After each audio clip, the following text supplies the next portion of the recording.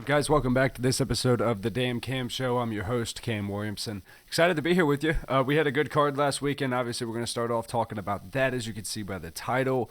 Khabib Nurmagomedov versus Justin Gaethje. It was a highly anticipated fight. I'm actually going to start with it because it'll be super quick if you guys watch the fight. Most people don't come to these shows looking for the decisions of the fights or the results of the fight. They come looking for analysis and what other people saw in the fight. So that's what I'm going to give. And I will start with the main event. If that's all you care about my opinion of that, you'll get it quick. So Khabib, my initial judgment going into fight week was I was concerned for Khabib because of obviously the loss of his father. Other than that, I had really no concerns whether Khabib would show up to the fight. You know what you're going to get with him, and it's pretty clear, right? It never wavered from that. His record shows. So Justin Gaethje, right? We've seen different sides of Justin Gaethje. We've seen the reckless, abandoned side of Justin Gaethje where he's ready to brawl and he knows that it's either you got to knock me out or I'm going to knock you out kind of thing. That was his MO, right? That's why Dana didn't really mess with him like they do now.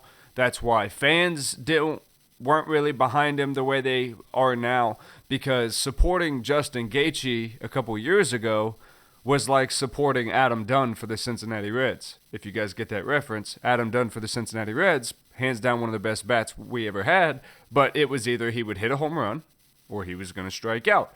And as a fan, that gets very exhausting. Now, Justin Gaethje's only had 2 losses. So I'm not going to make it seem like he's put his fans through this emotional roller coaster. He's been consistent in his domination. And that was very well branded this fight week when he kept saying, I caused damage, right? So we all knew that Justin Gaethje on the feet causes a lot of damage. That was going to be where Khabib was really going to have to show improvement. Khabib did. He showed massive improvement on the feet. Justin Gaethje, to me, and this is where I don't want to jump too headfirst in my analysis, starting with fight week, right? Going through the different press conferences and all the things that they do, especially with a fight this big. I was watching them both. Gaethje looked good. He looked calm. He looked, very sure of what the plan was. And Khabib looked, I keep calling him Khabib. Khabib looked a little off, right? Again, to be expected. He just lost his father. But even more than that, he just looked off. And then the controversy with, his weight. There was a very notable UFC weight management coach that caught the fact that during Khabib's weigh-in, the scale didn't settle. The left side of the scale was still moving up, meaning that there was still weight to be measured. And the guy bumped it and cleared it. Now, again, the whole thing surrounding that is, even at the rate it was moving, Khabib would have probably only been off somewhere around 1/4 of a pound, and he still had 2 hours to weigh in. So, with that being said, he would have been fine, especially with his championship mentality that we already know he has. But that's still concerning, right? It's concerning because he didn't make the weight cut as easily. Now, he's had other obligations. UFC's had him making these hype videos, and I'm sure his own management has had him in every different deal they can get him in right now that we don't see here in America because that's not where he mainly resides. He just looked different to me. At the face-off, Gaethje saying he didn't want that belt, he wanted this belt, all that kind of stuff. You kind of saw Khabib was like, whoa, okay. So then we get to fight day. They both look good walking in the cage. Khabib looks like Khabib. Gaethje looks like Gaethje. But I noticed once he got into the cage, Gaethje started doing the eyes up. And you can go back and watch where he doesn't even really believe he's in that moment. Or he doesn't really... He seemed unsure of the outcome, right? The difference in this fight, I think, started and ended with Khabib never guessed whether he was going to win that fight. Now, their motivations were very different but very similar, family-based, right? Khabib's focus in this fight was simply, I have to win. Sorry for the clock going off. I have to win this fight. Even if it's the only fight that anyone ever talks about. 28-0 is great and all. But I am fighting this fight without my father, who has always been the reason he fought. It's the reason. Yes, it's 12 o'clock. That's why you guys are hearing the clock so much. It's the reason he fought, right? Was his father, and he took pride in that. His father being proud of him is the staple of, Khabib and what he is. And then you tack the passion that he obviously has for mixed martial arts. So he loses his father. We find out after the fight, and I'm going to give a little bit of a spoiler here, after the fight, that he promised his mother it'd be his last fight, that he wouldn't compete without his father. So we only found that out after the fight in which Khabib defeats Justin Gaethje. I'll talk about how, obviously. So Khabib never had a question in his mind whether that fight was going to continue his legacy, change his legacy. He had no question. I think Justin Gaethje sounded good on camera, and I'm going to cause damage, I'm going to retire my mother, these kind of things were good. I just think when it came to, and I asked people around me this question as soon as the fight ended, I said, this is the funny thing about life, and this is why I love mixed martial arts, because mixed martial arts definitely represents life. You have to ask yourself, after Khabib gets his hand raised after choking out Justin Gaethje, just like he said he was going to, at both moments, right, Khabib is going, I don't deserve this. This moment is bigger than me. This is for my father, Allah, all these things. And Gaethje is probably, I can only imagine, what any human being would do and go, what went wrong? Like, what went wrong from, it ended pretty quickly. From 7 minutes ago to now, what happened? Because I have no reason to believe that Gaethje prepared any less than he should have. I don't think that Khabib wanted it more. I think Gaethje legitimately wanted everything that he knew he could get with winning that title. I think with Gaethje having the mindset of, I'm not already a champion, I think that is where this interim champion, interim belt can maybe now find its value, right? The likes of Brendan Schaub and a lot of other people, they always question the interim belts and say it's not real and say it's not that. Understood, right? It's not real in the sense of you're not really the champion, the undisputed champion. But they don't call them that. They call them the interim title. People begin to disrespect that term because of our own judgments. The reason the interim champ is there and the reason you still get the belt for being the interim champ is you have proven yourself worthy of championship status. You are a champion. You are recognized as a champion to the organization that you perform for. So therefore, Justin Gaethje, never believing he was a champion to the UFC, he never saw himself being the UFC champion of the world, and Khabib had and knew that that wasn't going to change. I really think that was just the only difference. We can say all day long that Khabib is very obviously the most radical wrestling ability we've ever seen inside the octagon. That's just a fact. The way the Dagestani handcuffs, shout out Paul Felder, the way Khabib and Dustin Poirier said it, which is you just don't know how strong this guy is until he gets his hands on you. He was the first guy to just say that. But you've seen it. You saw it in Edson Barbosa's face when he was getting dragged to the ground.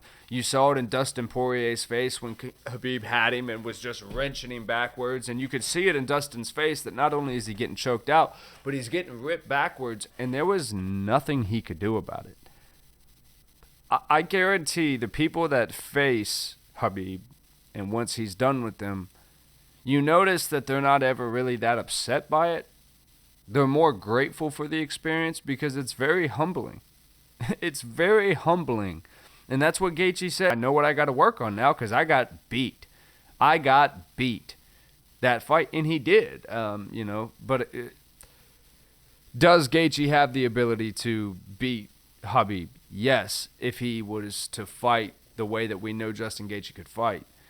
From the very start, Justin Gaethje is keeping all this crazy distance, so it's very clear if Khabib tries to shoot on him. That right there shows you he's not confident. And if this fight goes to the ground, that doesn't just tell me that as a fan, it tells Khabib that. If he's giving that much distance, which Justin Gaethje doesn't do, that's not how he fights. He's coming at you like a train. If he's coming at you almost like a Muay Thai fighter, real broad, real open stance, a lot of distance, he's afraid of him. Maybe not in the same sense of fear as you or I might have in facing Khabib, but Justin Gaethje was afraid of what would happen when Khabib got his hands on him. And he proved to himself why.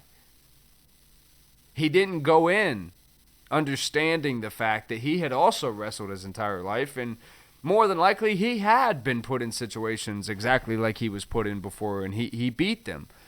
Khabib really is that strong. Sure, there's no discredit to Khabib there, but I just want to say I think that fight was winnable for Gaethje. I think had he stuck to his actual game plan, and maybe I hope that it wasn't a situation like Conor McGregor and John Kavanagh when they went against Khabib, where they changed their entire game plan to fight him, which it seems like they did. Seemed like, I'm going to blank, Justin Gaethje's coach. I want to call him Trevor Wallace, but I don't think that's his name. Justin Gaethje's coach at the end of round 1 says, stop being lazy, which I don't think in any way Justin Gaethje's lazy, but what he means is there's more to our plan here. There's more than what you're currently doing. I need you to do that, i.e., 8 more leg kicks than you just did. Don't do anything else until 8 more leg kicks, and I think I saw maybe 1 or 2 before the end of the fight. So there's that. It was a quick fight. I don't think a whole lot of people honestly expected Khabib to lose. Definitely not if the fight went to the ground. I mean, most people, once it went to the ground, had a spark of hope for Justin, but pretty much knew it was over at that point. It just really would have relied on Justin being ballsy enough to stand there, fight like he does, and be willing to get to a very, very dark place and take down defense. And again, that just didn't happen.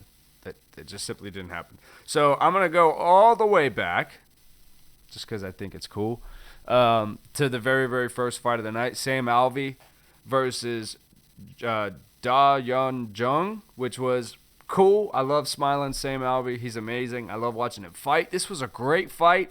If you need any more proof than just my word, it ended in a draw. A decision draw. So, obviously, decision. You can't end in the second round in the draw. They ended in a draw. Great fight. Just back and forth. Really good trades back and forth. Next, Shavkat Rakhmonov versus Alex. I'm pretty sure they used to call him Alexander Oliveira, but Alex Oliveira here, the Brazilian cowboy. I actually was never a massive believer in the Brazilian cowboy, and then his last fight came around, and I was like, okay. All right, this is I thought maybe he was a little older, just, I don't know, maybe thought he was one of the Brazilians that's hanging on too long, Anderson Silva.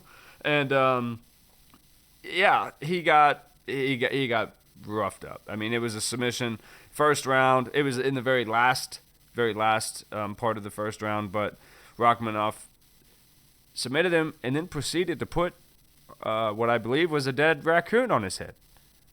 I'm guessing that's something from the country of Kazakhstan where he's from, but my man was rocking a raccoon on top of his head.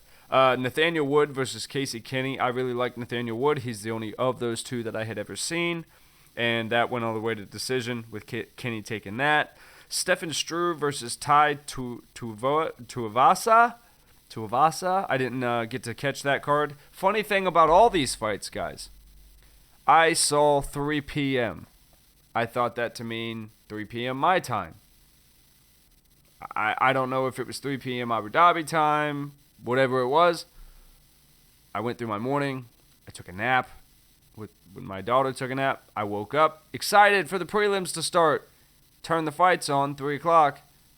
Jared Cannonier versus Robert Whittaker. I'm like, what the F, David Blaine, is going on? So I didn't see Stefan Struve versus Tai Tuivasa because I was asleep. I've gone back and since watched them all, but even that one, I think I got up and did something while they were fighting. So I just truthfully didn't see that card. Ion Cutelaba versus Magomed Ankalaev. I can't ever say the names, guys. I butcher them every time. I actually parlayed Cutelaba, and I parlayed with Walt Harris and Justin Gaethje. Cutelaba was a rematch. Cutelaba lost that first fight because he was playing possum. Every time I need to find something to call Ankalaev, I think is how you say it. Every time he would hit him and land, Cutelaba would fade back and then come back and hit, and he would punch him and he'd fade like this, and he would act like he was hurt. He was playing possum, and he did it 5 times, and the ref, dumbest decision, one of the dumbest decisions outside of Robbie Lawler decision. This stoppage, one of the worst stoppages I've ever seen in that one, because it was just so clear that Cutelaba was baiting him. But in this one there was no question. Ankalaev just destroyed him. Lauren Murphy put on a show against Liliya Shakirova, I think. Shakirova has a pretty neat story. She trained her entire life to, I believe, wrestle in the Olympics. Made it all the way to the Olympic trials, like the last fight of the Olympic trials. Destroyed her opponent. Got so angry at some situation in the event, she punched her opponent in the face. And I guess story has it that it broke out into quite the brawl where her team still smashed the other teams, but it got her disqualified from competition for 2 years. And that cool story as to what clearly made her an MMA fighter probably is her anger. Did not help her at all against Lauren Murphy. I have always had a thing where, and we're going to talk about this later, where you judge fighters by the way they look and their kind of bravado and the way they carry on. Got to stop doing that. Or do we? We got to stop that in Lauren Murphy's case because she's coming for the champ. I think you need to stop talking about Shevchenko. That's everyone.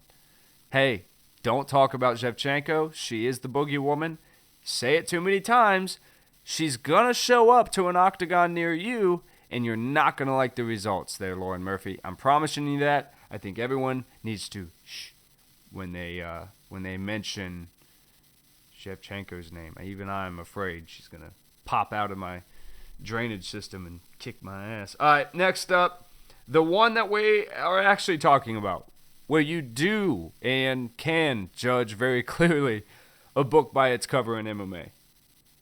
Phil Hawes versus Jacob Malkoun. Malkoun, I think is how they said it. Okay, so Jacob Malkoun is an Aussie, trains with Robert Whittaker, or does he? We'll get to that. Phil Hawes, UFC debut. He was on Dana White's Contender Series. He looked phenomenal in there. He's a very calm, chill, collected guy.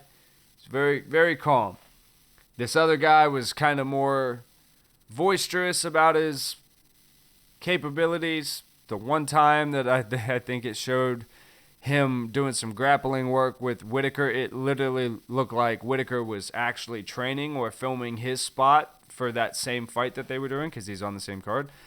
And Ankalaev happened to be around because he was on the fight card, and they were like, hey, Robert, come train with him real quick. Come do some stuff to where it shows that you guys are teammates. But it looked like they didn't have much training chemistry. Now, I could be wrong about that.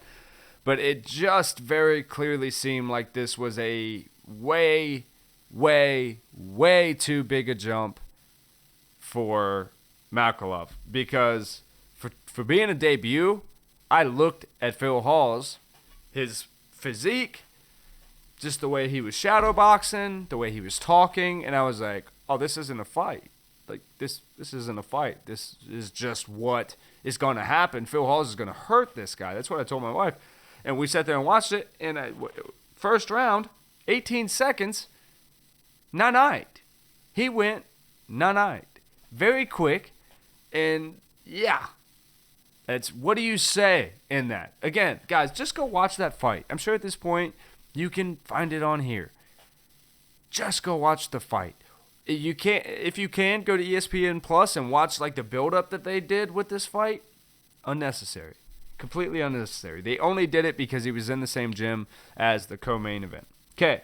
Walt Harris versus Alexander Volkov. I got very sad about this one. I wanted Walt Harris to get this one, but just so clearly, again, outmatched.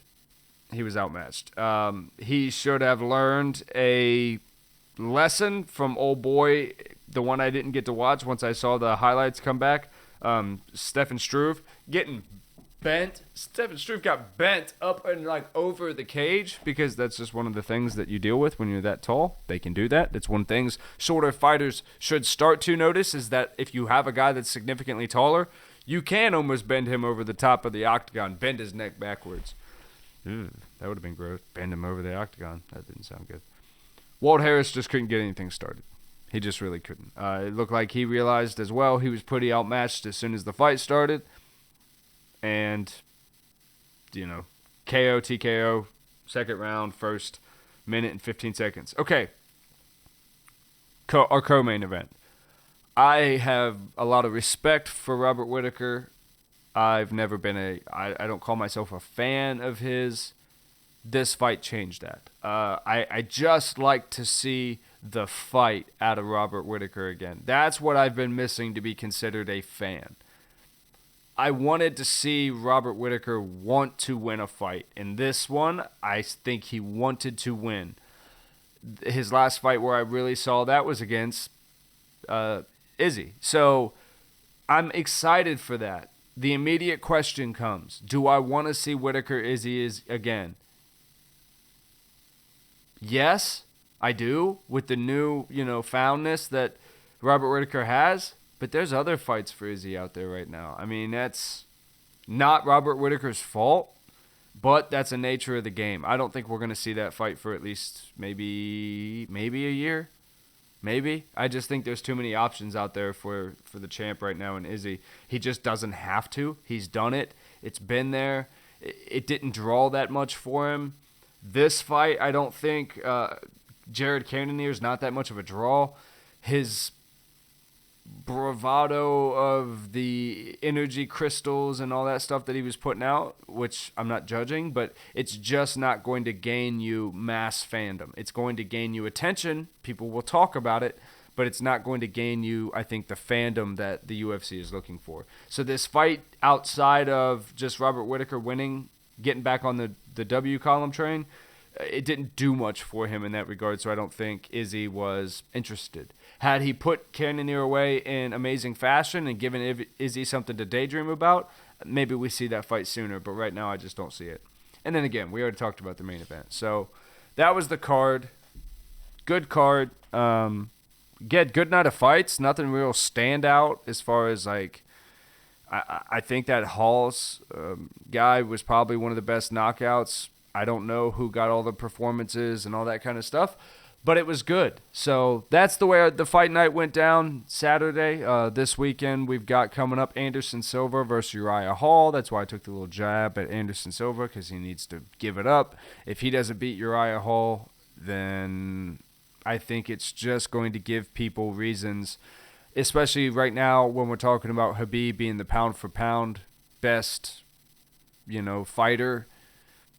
If Anderson Silva goes out here and gets embarrassed, the conversation's going to be over.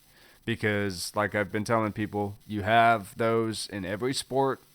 The Michael Jordans, the Brett Favres, all of them. Name them. There's a sport, they've got it. Where the biggest person in the game at the time leaves, and then they come back. And when they come back, it kind of messes with their legacy a little bit. Now, again, Michael Jordan came back after playing baseball and just wasn't the same champ he was when he was Michael Jordan. But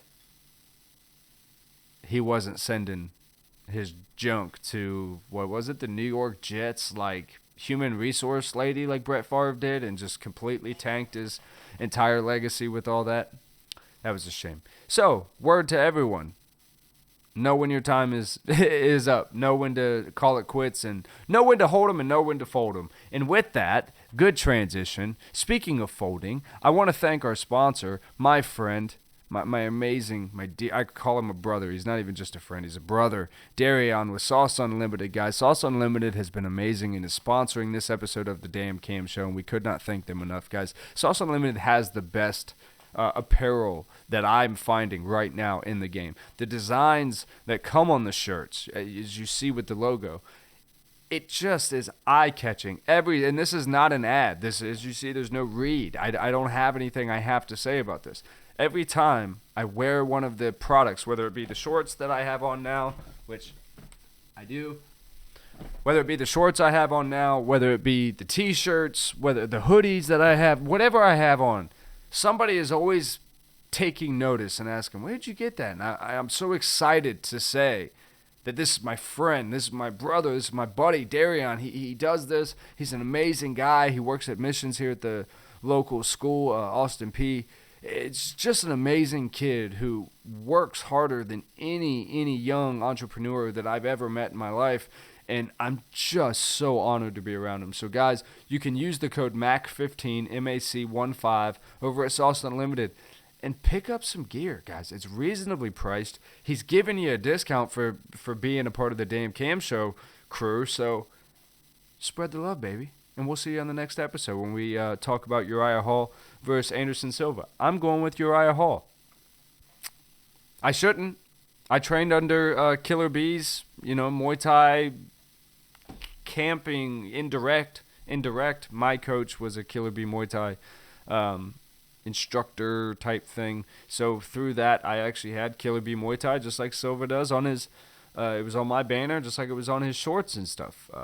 Their master was a good friend of my coach and a training partner of my coach. But still, I got to go with Urijah Hall. I just think he's on this trip of his last time, his last chance to really prove himself, where Anderson Silva is like, this is it for me. I want to have one good outing. I hope it's not just something where you could tell Urijah Hall takes the night off to show respect. I hope that he wants to be the one to defeat Anderson Silva in his last fight. If we see that, I think we see Urijah Hall win the fight. Let me know what you think in the comment section, guys. Make sure you thumbs up the video, subscribe, tell your friends. We'll see you later.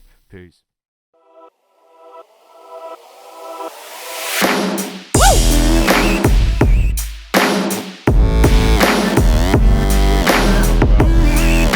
Liliya situation is going on.